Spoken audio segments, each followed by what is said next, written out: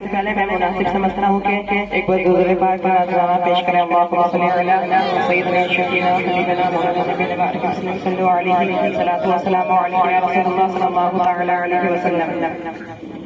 اللہ تعالیٰ کا ارشاد ہے وَرَتَّلْنَاهُ تَرْتِيلًا. ہم نے قرآن کریم کو باواسطہ جبریل ترتیل کے ساتھ اپنے رسول صلی اللہ علیہ وسلم کو پڑھ کر سنایا. اور دوسری جگہ فرمایا وَرَتِّلِ الْقُرْآنَ تَرْتِيلًا. قرآن مجید کو خوب ٹھہر ٹھہر کر اطمینان کے ساتھ پڑھو. حضرت علی رضی اللہ عنہ سے ترتیل کے معنی پوچھے گئے تو آپ نے فرمایا الترتیل هو تجوید الحروف ومعرفة حقوق. یعنی حروف کو تجوید کے ساتھ ادا کرنا اور اوقات پر ماہر ہونے کا نام ترتیل ہے. مذکورہ آیت میں ترتیل کی عظمت و اہمیت ثابت ہوتا ہے اور اس علم کی فضیلت کے لیے اتنی بات کافی ہے کہ اللہ سبحانہ و تعالیٰ نے ان آیتوں میں ترتیل کی نسبت اپنی طرف فرمایا ہے. نیز اپنے رسول صلی اللہ علیہ وسلم کو حکم فرمایا کہ آپ بھی قرآن ترتیل سے پڑھا کریں اور لوگوں کو بھی ترتیل سے پڑھائیں اور اس کو ترتیل ہی کے ساتھ پڑھنے کا حکم دیں. چنانچہ نبی کریم صلی اللہ علیہ وسلم کا ارشاد ہے ان اللہ یحب ان یقرأ القرآن کما انزل. اللہ تعالیٰ کو یہ پسند ہے کہ قرآن کریم جس طرح اترا اسی طرح پڑھا جائے. قرآن کریم خالص عربی زبان میں اترا ہے اس لیے اس کا لب و لہجہ بھی خالص عربی طرح ہونا چاہیے. اور دوسری جگہ فرمایا اقرأ القرآن بالعون العرب واصواتها. قرآن مجید کو عربوں کے لب و لہجہ کے مطابق پڑھو یعنی ان کی طرح مخرج و صفت ادا کرو. یہی فن تجوید ہے. حافظ ابن جزری فرماتے ہیں والأخذ بالتجوید ختم اللازم من لم يجود القرآن آثم. اور تجوید کے مطابق عمل تلاوت میں ضروری لازم ہے. جو شخص شواعد تجوید سے قرآن نہ پڑھے وہ گنہگار ہے. اور دوسری جگہ فرمایا لأنه به الإله أنزل وهكذا منه انزل. کیونکہ قرآن مجید اللہ تعالیٰ سے ہم تک وہ پہنچا ہے. وآخر دعوانا الحمد للہ رب العالمین. السلام علیکم. اپنے بچے کو گائیڈ لائن اگر اچھی دی، اگر آپ نے بچے کو اچھی تعلیم و تربیت دی، اگر آپ نے اپنے بچے کی رہنمائی صحیح کی تو قسم باللہ کی چاہے وہ 61 نمبر کا بچہ ہو چاہے وہ 62 نمبر کا بچہ کیوں نہ ہو، آپ نے اگر صحیح طریقے سے اپنے بچے کی تعلیم و تربیت کو توجہ دی اور بچے کی عمر جب سے 7 سال کی عمر کی ہوتی ہے اور جب وہ بچہ کلاس 4 اسٹینڈرڈ پہ ہوتا ہے یا کلاس 5 میں ہوتا ہے یا کلاس 6 میں ہوتا ہے، اسی وقت اگر آپ نے اپنے بچے کی تعلیم و تربیت کو توجہ دی، جب آپ کا بچہ 7 سال کی عمر کا ہے اور آپ نے توجہ دینا شروع کیا تو میرا ایمان وجدان بولتا ہے کہ جس دن آپ نے 7 سال کی عمر سے اپنے بچے کو تعلیم و تربیت کو توجہ دینا شروع کیا تھا تو 22 سال میں آپ کے سامنے میں ایک نارمل لڑکا نہیں بلکہ ایک بچہ حافظ قرآن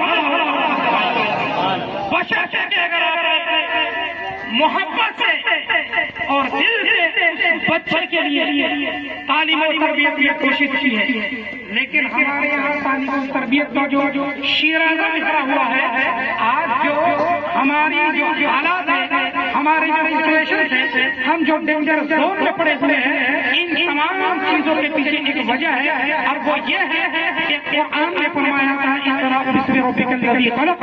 یہ پڑھو اللہ کے نام سے جس نے تمہیں پیدا کیا.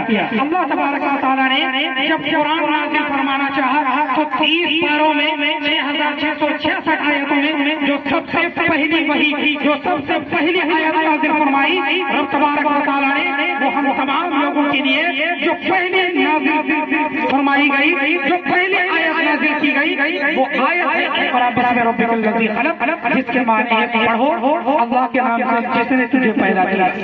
آج قوم جو پریشان نظر آتی ہے، آج ہماری قوم کی جو حالت ہے، جو شیرازہ بکھری ہوئی ہے قوم کی، اس کے پیچھے ایک خاص وجہ یہ ہے میرے پیارے کہ ہم آپ کے لیے نئے کپڑے پہننے کے لیے پیسے ہیں، ہم آپ کے لیے موبائل میں ریچارج کرنے کے لیے 249 کے پیسے ہیں، ہمارے پاس میں 30 ریچارج کرنے کے لیے پیسے ہیں، ہمارے پاس میں اگر عید آتی ہے نئے کپڑے پہننے کے لیے پیسے ہیں، اگر بقرعید آتی ہے نئے کپڑے پہننے کے لیے پیسے ہیں، رجب المرجب کا مہینہ آتا ہے نئے کپڑے بنانے کے لیے پیسے ہیں، اگر ٹھنڈی کا مہینہ آتا ہے نئی بلینکٹ خریدنے کے لیے پیسہ ہے، اگر کسی کے گھر میں شادی ہو تو شادی اٹینڈ کرنے کے لیے نئے کپڑے نئے جوتے اور نئی گھڑی خریدنے کے لیے پیسے ہیں. لیکن جب اس قوم کو اپنے بچے کی تعلیم و تربیت کے لیے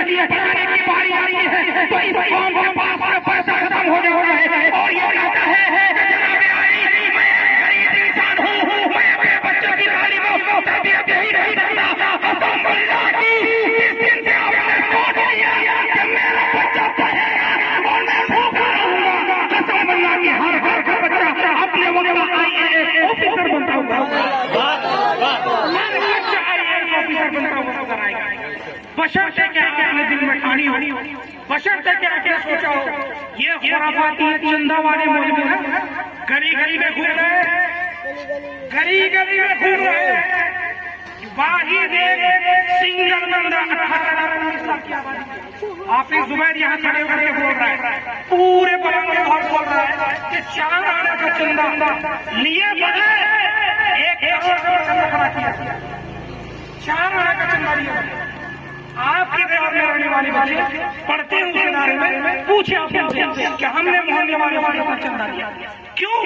قوم کا درد ہے سینے میں زبیر، قوم کا درد ہے سینے میں زبیر، چندے کا پیسہ لینے کے لیے نہیں آئے، ورنہ چندے لینے کے لیے لاکھوں فون آتے۔